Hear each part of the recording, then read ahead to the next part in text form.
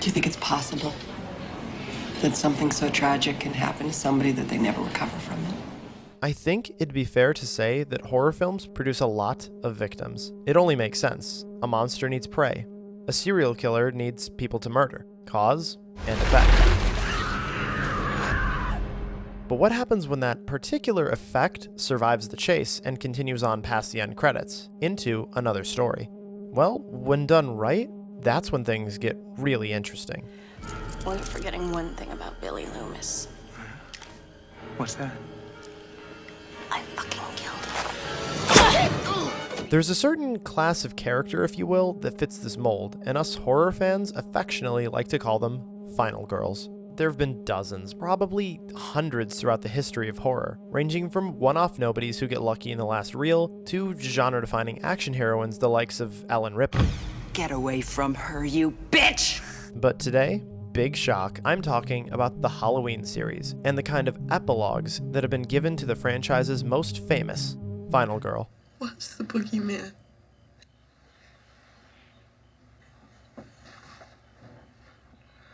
As a matter of fact, it was.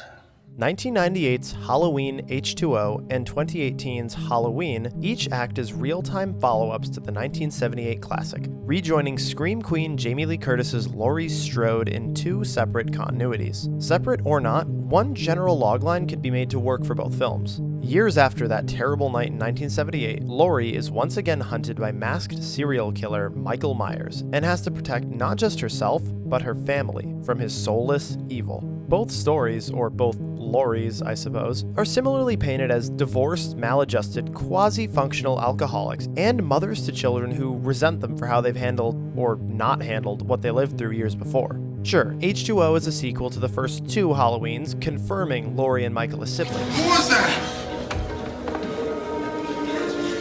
My brother. While H2018 follows just the original, while retconning the famous ending slightly. Dude, her grandmother was almost fucking murdered. And she escaped, and they caught him, and now he's incarcerated. But the core of both stories are the final girls themselves. But what really sets the two apart? Both Lauries serve to heavily, for a slasher movie at least, explore themes of trauma and victimhood. But the two damaged heroines would barely recognize one another if you threw them in the same room together. Well, speaking in broad strokes, H20's Laurie is obviously younger and tries far harder to maintain some kind of normalcy, and therefore has to more dramatically repress what happened. Look, I know today is the day, but I think... Oh, really? What day is that, John? Halloween. Oh, I hadn't noticed.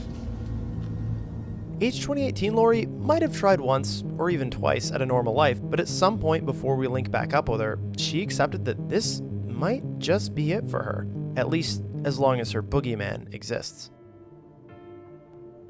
How they're each first revealed to camera goes pretty far to establish not just who they both are, but how they fit into their world. Laurie first appears in H20 at the end of a Steadicam shot, an obvious reference to the originals, which is quickly revealed to be a nightmare. She scream queens it up until she's shaken back to lucidity by her teenage son, John. You okay? You alright? This is a woman who's absolutely haunted by her past and terrified that something from it is coming for her and whatever life she's managed to eke out. Halloween 2018 Laurie's true reveal is teased and prefaced by her voice and this guarded over-the-shoulder angle, but then, hello, her first full on-screen appearance gives her to us with both barrels, nothing hidden, walking right toward the lens and sitting directly center frame. H20's Laurie is skittish and jumpy, which is oh so literally shown to us by her being the butt of so many jump scare gags throughout the movie. Oh! Jesus. H2018 Laurie, though, she's human. She'll jolt when the shape is near or when she's startled. Oh, Jesus Christ, Laurie! But day to day, she's more likely to give a jump scare than to receive one. Gotcha.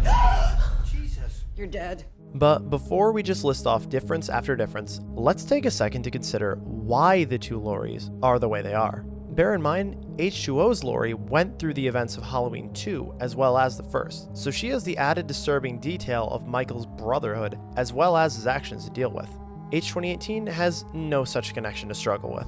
And C, this helps to explain why H2O Laurie, or Carrie Tate as she's renamed herself, hides from who she is, while 2018 Laurie does not. Carrie Tate, of course, bears none of the Myers baggage, something that she probably wouldn't be able to survive given all the other uncertainty on her plate. Is Michael alive?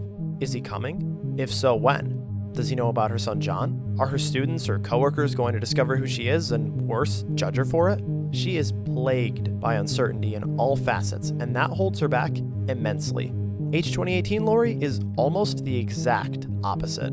She might not know why Michael did what he did to her, but she knows exactly where he is, and has had to live her life like that, within the shape of his long shadow.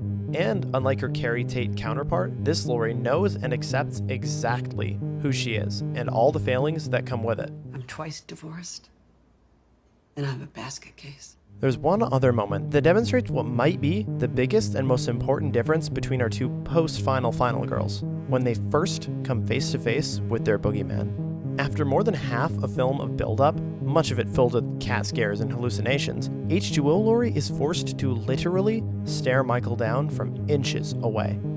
She's stunned to silence, too overcome to even think to fight back until it's too late and he's disappeared again.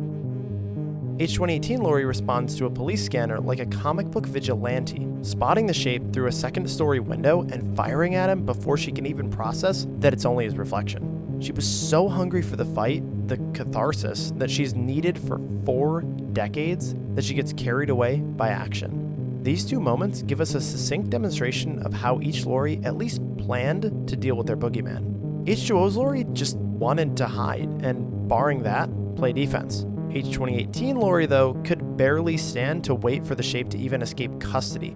Actually, I think both women sum up their strategies pretty clearly. What do we do? What do we do? Try to live.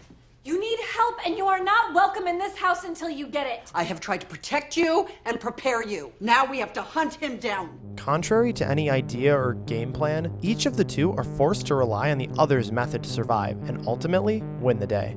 H2O Laurie's reserved defense and retreat give way to her marching back to face Michael for a one-on-one duel to the death with an axe. Halloween 2018's Laurie just can't manage to hunt down the shape, nor beat him in standing combat like she always meant to, so she is forced to fall back into stealth and defense mode to land him right where she needs him. Happy Halloween, Michael.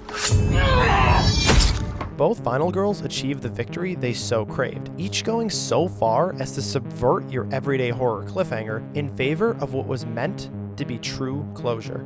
A vicious beheading and a cleansing blaze each read as deeply satisfying and final.